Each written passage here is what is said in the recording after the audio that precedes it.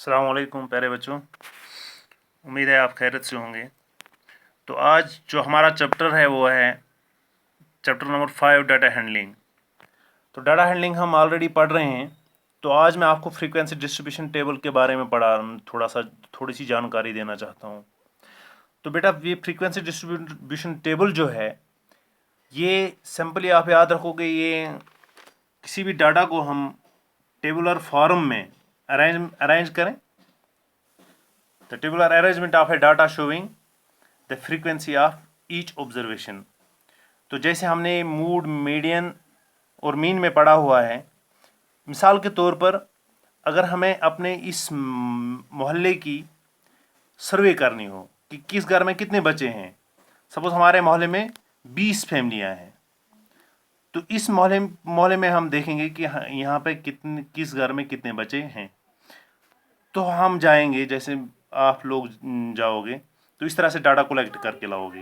पहले घर में जब आप गए तो वहाँ पे 4 बच्चे आपको मिले। पहले घर में 4 बच्चे थे, दूसरे में 3, तीसरे में 3, चौथे में 4, पाँचवें में 4। इस तरह से आपने ये पूरा बना कर लाया, ये डाटा लाया। तो 20 फैमिलीज की सर्वे आपने की और ये बच्चों का डाटा आपने रैंडमली लाया, अनग्रुप डाटा है। तो इसको आप टेबुलर फॉर्म में हम कैसे दे देंगे, इसका टेबुलर फॉर्म बनाना, इसको क्या कहते हैं, ये फ्रीक्वेंसी डिस्ट्रीब्यूशन टेबल। ये फ्रीक्वेंसी का मतलब है फ्रीक्वेंटली, कि कौन सा नंबर कितनी बार आता है, कौन सा नंबर कितनी बार आता है, इसको फ्रीक्वेंसी कहते हैं। और डिस्ट्रीब्यूशन आपको मालूम ही है, डिस्ट्रीब्यूशन यानी कि बांटना। तो इसको बांट कर हम टेबल में कैसे बनाएंगे, थोड़ा सा आप देखें। प्यारे बच्चों, इस डाटा को अरेंज करने के लिए हम सबसे पहले क्या करेंगे, ये जो आपने रैंडमली डाटा बना कर लाया है, 20 फैमिलियों की सर्वे जो आपने करके लाई है, इसको हम पहले असेंडिंग ऑर्डर या डिसेंडिंग ऑर्डर में करेंगे ताकि हमें आसान हो जाए। ठीक है, तो इस तरह से मैंने इसको असेंडिंग ऑर्डर में लिखा। आप डिसेंडिंग ऑर्डर में भी लिख सकते हो ताकि गलत ना हो जाए, क्योंकि 20 फैमिलियों की सर्वे हमने की, ये 20 फैमिलियाँ थी। तो अब हम इसको पहले देखते कि एक एक बच्चा कितनी फैमिली में है, तो हमें ढूंढ कर इसमें गलती भी हो सकती है। इसलिए सबसे पहले इस डाटा को हमने असेंडिंग ऑर्डर में करना पड़ेगा। ठीक है, करना होता है पहले असेंडिंग ऑर्डर या डिसेंडिंग ऑर्डर में भी कर सकते हैं। तो मैंने इसको असेंडिंग ऑर्डर में किया।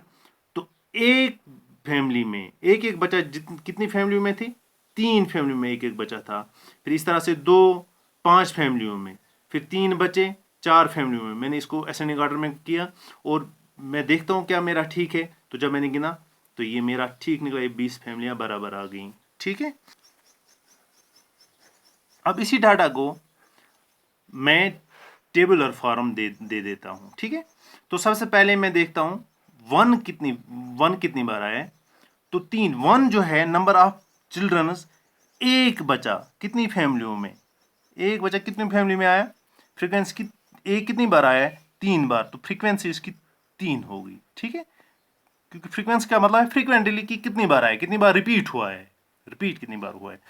तो टेली मार्क्स इसका 3, फ्रीक्वेंसी 3 है तो टेली मार्क्स भी इसका 3। ठीक है, टेली मार्क्स जो मैंने आपको पढ़ाया आप लोगों को अच्छी तरह से याद होगा। इस तरह से फिर मैं 2 देखता हूँ तो 2 कितनी बार आया है, 2 फिर से आमुत 1 2 3 4 तो 5 फिर। तो जो 2 है, 2 बचे कितनी फैमिलियों में, 5 फैमिलियों में। इसकी फ्रीक्वेंसी ये कितनी बार रिपीट हुआ है, 5 बार। तो इसका टेली मार्क्स 5। जैसे 1 2 3 4, तो ये एक डंडी इसको काटेगी तो ये 5, जैसे मैंने आपको बताया है ये। तो इस तरह से अब मैं देखता हूँ 3, 1 2 3 4। जो 3 जो है ये कितनी बार आया है, कितनी बार रिपीट हुआ है, इसकी फ्रीक्वेंसी क्या होगी फिर, 4। तो इसका टेली मार्क्स 1 2 3 और 4। इस तरह से फिर 4, तो 4 बचे कितने घरों में हैं, कतन घरन मज आए 4 शुर 1 2 3 तो 4 घरन मज। ठीक है, 4 शुर आए 4 घरन मज तो टेली मार्क्स गोमन 1 2 3 तो 4। इथे पे 5 5 कज फिर आव 1 2 3 तो 4, 5 ते गई 4 फ्रीक्वेंसी तो टेली मार्क्स ते गोस 4।